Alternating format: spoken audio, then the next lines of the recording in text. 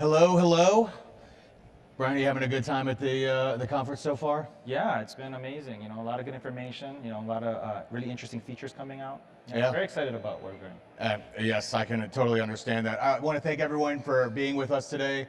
Really excited about the story. Brian and I had a chance to talk off stage, and I think what you all are doing at Rubrik is really fascinating. So let's just kind of jump right into it. And we talk about managing infrastructure and managing images in the pipeline. And so could you kind of tell me what was your motivation about wanting to shift your pipelines left? Yeah, absolutely. So, we have a very large scale system. We have thousands of containers, and then you multiply by that the number of developers that are developing new containers every day and checking them in. We were getting to the point where the vulnerabilities we were finding in these were not manageable, right? So we had to figure out a way to reduce that count from the beginning, right? We don't want developers using packages or developing on systems that aren't sort of secure by default. So as we were thinking about the problem, the natural thing was don't let them do it at all, right? Catch them from the beginning while they're developing their code. So that's where the idea was born from. Awesome, awesome. So when you started down this project and you kind of started to say, hey, what are the steps? How did you go about the design and thinking about how am I actually going to start implementing and changing the mechanics of how images are built within the systems from where you were previously? Yeah, that's a great question. So one of the goals that we absolutely had was smooth integration, right? And we wanted to try to avoid the problems a lot of teams have, which is where security is coming in, telling you what to do, right? Disrupting your processes, changing the way you do things, because we believe this is the right way to do things. So the principle that we had was we needed to create a system that smoothly and seamlessly integrated into the actual engineering world itself. So we not end up with conflicts or issues, or it would just take forever for them to adopt it. So we had to make sure that that was number one. The second thing is scale, right? We couldn't survive using singular systems or ticketing systems. This thing had to avoid the ticketing system, right? This thing had to be part of their world and part of the way engineering does their business, which is not through tickets most of the time, right? It's through code. Right, right. Yeah, eliminating tickets is always a good thing, correct? So you start down this process, you convince everybody, right? Hey, this is the way to go. I'm sure you had a few objections from the back row. So as you move through this, tell me, what were some of the challenges that you ran into? What were some of the unknown unknowns? I'll tell you, the one thing I was actually surprised by was the pushback on, hey, this is how we've always done it. I think that's a common theme, right? In most engineering teams, and even on our side, even on the information security side, right? This is how we do things. So I would say the first thing we had to do was convince them that there is a new way of doing things. The second biggest one was, okay, fine. Who's going to do the work? Who's going to own this, right? Because again, you're stretching across infrastructure, stretching across build systems, coding, right? Security management, vulnerability management. How do you actually make sure that everything works together? So that was one of the second challenge. The third challenge, honestly, was just scope and scale, right? How do we make sure that this happens fast enough to make a difference? And so those are all things that we had to sort through while we were going through the journey. And then, and ultimately, though, we kind of overcame that by basically just development, right? We just demoed it, right? And once we proved to them this would work, they're loving it. Right. So I want to just kind of go one layer deeper on the first challenge that you talked about. A lot of people here, when they think about changing process, right, and it involves people, that typically encounters a lot of resistance, especially around well, we've always done it this way, and if it's working, why do we really need to change it? Tell me, how were you able to overcome that, and what was the like aha moment for your biggest detractors to say, okay, I get it now? Honestly, it had to do with the ticketing system. So once we were able to convince them that the engineering team weren't going to get thousands of tickets anymore, right, from our scanning tools, and as well as the remediation process wasn't going to take so long for our vulnerability management team, it made complete sense for them to do it. But honestly, engineers speak in technology, right? They won't believe you unless you do it. So the thing that really overcame all of these things was being able to actually use HashiCorp's platforms to actually build, design, drive, and scale this, and then show them a demo and just explain to them, hey, try it yourself. In fact, we gave it to them, and after we gave it to them, they fell in love with it. Wow. So again, a lot of it is that communication and being able to convince them Yeah. technology. So, so you made the transition. How long did that take you to do to kind of get to a point where they were really starting to see the benefit? I think when I talk to a lot of folks, the biggest challenge is when they go on these transformational journeys, that they tend to get into this like valley of despair where they've made a bunch of changes. It's actually gotten more painful, not less painful. And people are kind of like, we should go back. We should go back to what we were doing. Tell me, what did you encounter that first of all, and then how did you kind of overcome it, and what was the time frame?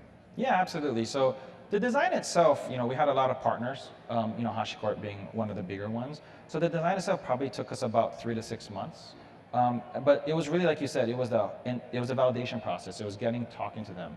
So that probably took another 6 months to just get them to understand what we were doing. And again, integrating into their systems, right? For example, one of the things that the system does is it actually touches their build files, right? It actually makes a change to what they're building. And most engineers will not let information security mess with that, right? That's their sacred domain, right? So trying to get them to understand that, hey, these are not things that you care about. You don't care about like, the fonts library, right? or like some of these things, but they're still vulnerable and they're still on your system. So trying to get them to back down on, hey, this is my turf, was probably the longest process. But again, we were to convince them using technology, right? By actually showing them and giving to them. Awesome, awesome. So you make this transition, you make the change. What were some of the metrics that you were using to kind of measure the transformation, to say, this is what we used to do, this is what we're doing now, this is how we're starting to see the impact actually at the technical and at the process level? Yeah, I mean, again, it was a tough going at first, like I said, right? Is trying to figure out, hey, how do we understand what's happening in their world? So just to give you some scope and scale, right?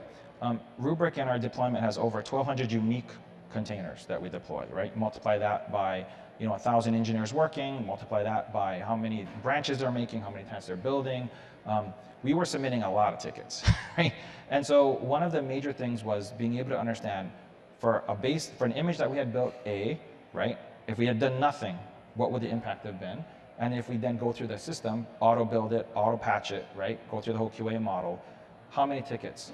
And it was only a dramatic decrease of over 95+%. 95. Right? How, if in your old process, how long would it take me as an engineer to move an image from ideation to actually running? Oh, that was a nightmare. So, for example, if they're using an old version of Ubuntu, right?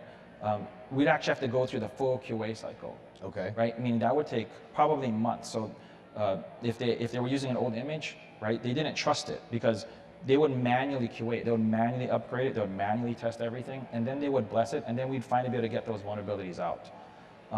What we did again, and so how we measure this now is we can build containers within minutes, right, on a brand new image. So that shortens their whole cycle. So to give you some idea how it works, effectively, in the old days, someone would have to upload an image, build the image, load their software, go through the QA, right? This is an engineer doing this manually. Now what we do is we basically just take one of our base images, integrate into their build system, right? Their SDLC, their Jenkins server. We then download their software onto this image automatically for them. They have to do nothing. This is what they love about it, right? We basically save thousands of hours from their time. Then we basically auto patch it, and then we run it through their QA system. So this is, again, where information security has to understand that you're not outside of the engineering process. If you want to be successful, you have to be inside of that process. So we didn't force them to use our tools.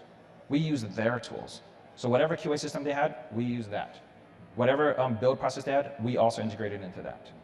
So now that we're able to do that, their vulnerability management is, for the containers that we already have going, is almost zero. Wow. Right? Because it's auto patches. And anything that, I would say there are a few exceptions. There are some times where we will patch and it will break their code. That is a real thing. But it doesn't happen as often as you think. One of the things we realized was a lot of times the engineers are using some old version, right? Some vulnerable package. They're not using it because they need it. They're using it because to test a new version would take them too long, right? And so if you can do that for them and then auto-validate and test and verify that the new package is fine, they're happy to adopt something new, as long as it doesn't break them. Right, right. So what you've actually done is you've improved the developer experience. you've given them the perception of flexibility, but you've been able to impose a level of repeatability that makes it super easy for you to attest to the business, hey, we know we're secure, we know we're on the latest versions. If we get CVEs, we can handle them in line, and the developers and the engineers need to do nothing. Yeah, Fair to say? exactly. So imagine, instead of having to contact engineering, submit 1,000 tickets, go look for library X, right? Please patch it, please test it, please verify it.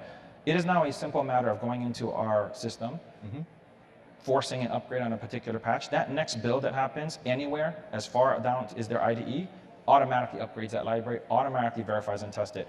And if it doesn't work, only then does it come back. If the upgrade truly does break their code, which again happens very rarely, only then would an actual ticket be submitted, because then obviously we can't break the product. Wow, wow. So what would you say on a given average week? Oh, the lights went out. I guess that's what would you say on a given average week that you're, how many containers, how many images are you actually touching and building at any given point? My guess is, again, we actually built 1,200, right, to release to production. Every day, right, engineers are checking in, building, right? So on a given week, it's probably close to 30,000 images that are built across the company. Right, so it gives you an opportunity or idea of scale of what Rubrik's doing from this, and this is all automated, right? So there's no one sitting behind the scenes kind of going, oh, I got to hurry up and fulfill this task. It's just automatically happening on behest of the engineers. Yes, and that's why, again, we went to a platform model, right? It was important, as I said, in the design, that scale had to be part of it. Otherwise, we weren't going to be successful. Right. So here's the $1 million question, right? Like, what has been the impact to the business? What have they seen and said, wow, this has actually given us the ability to be more agile, you're able to test. What are some of the benefits that have come out of this? Yeah, so I'll talk about a specific one I think that is pretty critical is, like a lot of companies that are SaaS-based, there's a client component to our product, right? It gets installed at the customer site.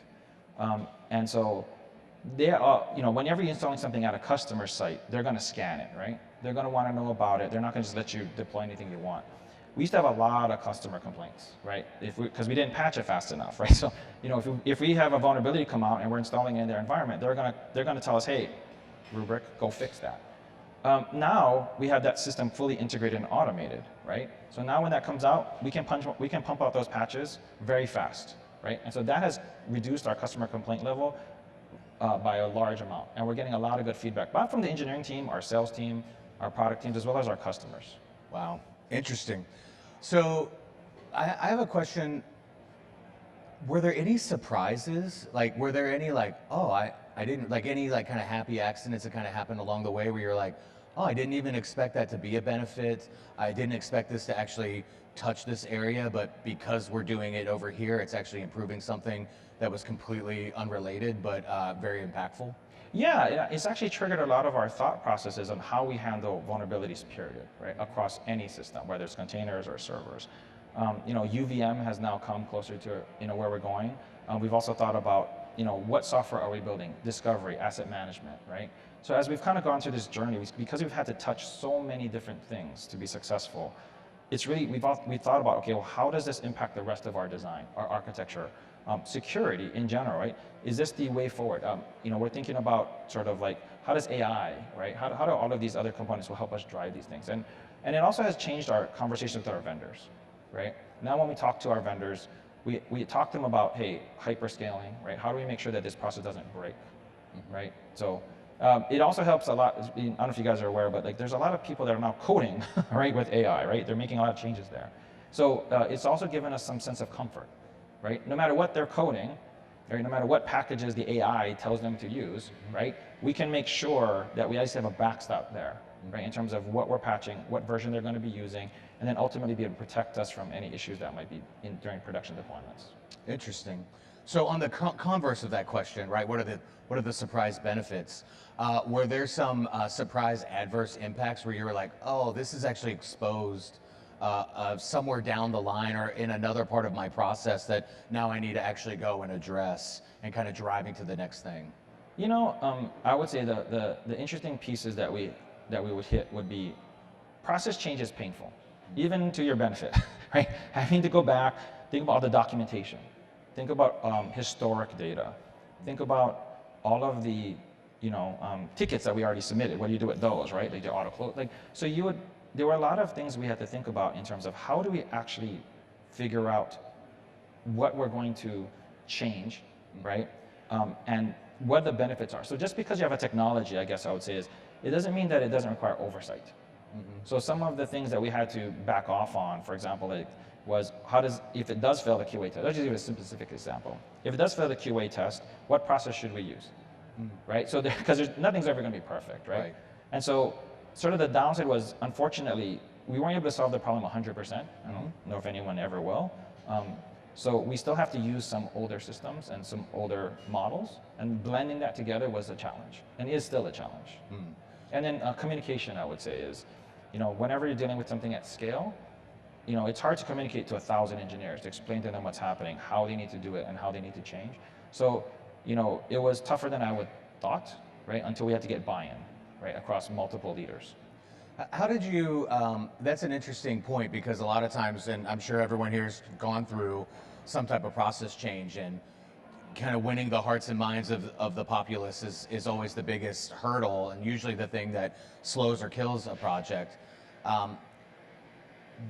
What did you all do as a team to really be as communicative as possible, as transparent as possible to do? Did you hold open forums? Did you do kind of developer advocacy within your organization? Tell me some of the mechanics, some of the tricks that you use to get people to buy in on it. Well, I would say the first one was, again, customer satisfaction, right? It's easy to use that to convince product managers and engineers for their time, for their resources, right? But honestly, I will credit my leadership for this. We use a lot of metrics. So we started this model several years ago where we would actually show engineering leadership all of their security metrics. And a lot of them were very bad, you can imagine, right? I said thousands of tickets, open tickets, vulnerabilities not fixed. And so it's easy then when you say, okay, hey, if you do this, I'm going to expect some explicit metric drop, right? 50%, 90% in these explicit things. And that's how these leaders are measured. So, while yes, we had those technology talks, we did talk to the engineers and and our vulnerability management team and all the people on the lower side where, yeah, they're excited. But to get their time, their resources, to get the adoption that we needed, we really needed to have the conversation at the higher level to explain to them what the business benefit would be.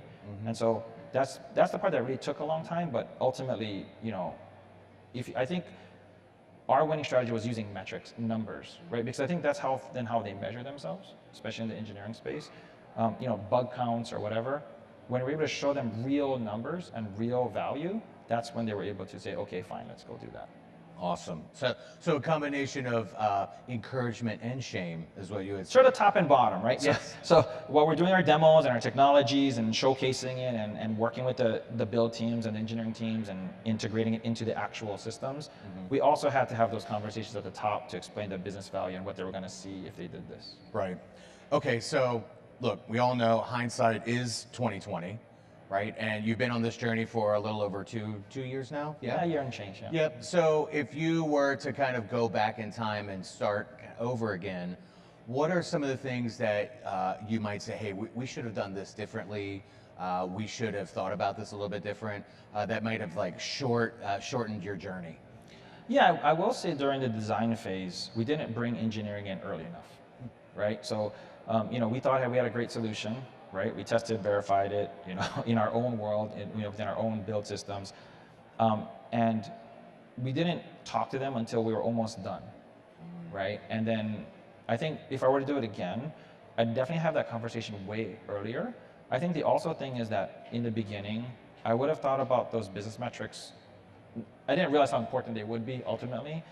I would have probably thought about those again earlier in the process, or at least previewed it. Right, with them so they would understand. Because I think all of that would have shortened the time in order to get adoption into it. So if I were to sum it up, it basically communicate early and often, right? And use metrics that matter to multiple stakeholders. Well, that matter to the audience you're talking to, right? So they don't want ticket counts. They want known vulnerability. They want to realize the actual security benefit. Otherwise, they're just going to ignore you, right? Yeah. Because when you get to like 10,000 open tickets, they stop watching them, right? They're like, okay, we're past this point. Okay, I don't really care about this anymore. It's kind of like my email box that has 11,000 unread emails, right? Exactly. Yeah. So I guess the next question I have for you is, what is next? Like, you've evolved to this point. What's kind of the next phase of this, or the next kind of opportunity that you see ahead of you in this? Yeah, sure. First of all, I mean, I'm going to talk a little bit about AI. Everybody talks about AI. One of the core components that we have to figure out is how do we get better at, figuring out which packages to patch, how do we patch them, right? When do we patch them without breaking the system, right? The other thing we're trying to figure out, and hoping that you guys can help us out, is we manually look at the manifest files today, right? We manually have to understand we actually look at the build files, and we have to understand what's in there, right? In order for us to generate the actual package patching process that we need to do to upgrade them, right? During the build cycle. That's painful, right? And it doesn't provide a lot of value to us, right? So, I was pretty excited today, or yesterday, when I'm hearing about, the SBOM? The SBOM capabilities, the features that are coming out there. I think sort of we want to now tackle the situations where we had a lot of custom code and kind of move it more to a scaling system, right? Where we can actually use third parties to help us with some of these things. So we can focus on the more important things, which is those exceptions, right? When something does fail, how do we then address those in a straightforward and quick manner? And then the last thing I would say is integrations into our other systems, right? So as we build these things, as we deploy these things, since we're already in there, why not tag things? Why not introduce IAC for the actual production deployment, right? Why not think about inventory, right? Asset management, those other things. So for us, it's really like it's a base platform. The integration piece is a base platform and a point of entry into the engineering world, and then we want to bring all that goodness back. Awesome. Well, Brian, I really appreciate you coming and being with us and sharing your time and sharing your insights here. If you were going to leave kind of one thing for these folks to take back to their organizations, if this is something that sparks inspiration for them, what would be kind of that one thing to think about? I would say the thing that I've learned, over the years is that you can't treat the infrastructure team, the dev team, build team, and security as separate teams, right? If you treat them that way, the process may work, but it will never scale, right? You have to rethink, what does it mean to be a partner, right? What does it mean to really work with them? And if you put too many walls up between you and you're not willing to cross the aisle, right?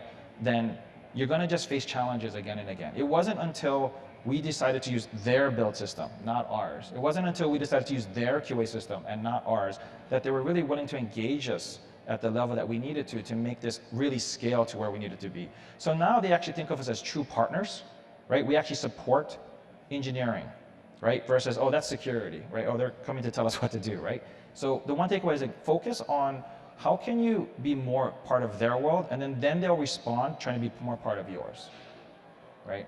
So yeah. I would say that was an important part of our journey. Awesome. Well, Brian, thank you so much for coming and sharing time with you. All of you, thank you for coming and listening to Brian's story, and I hope you have a great rest of the day. Thank you so much. Brian, thank you. Appreciate it. Thank you.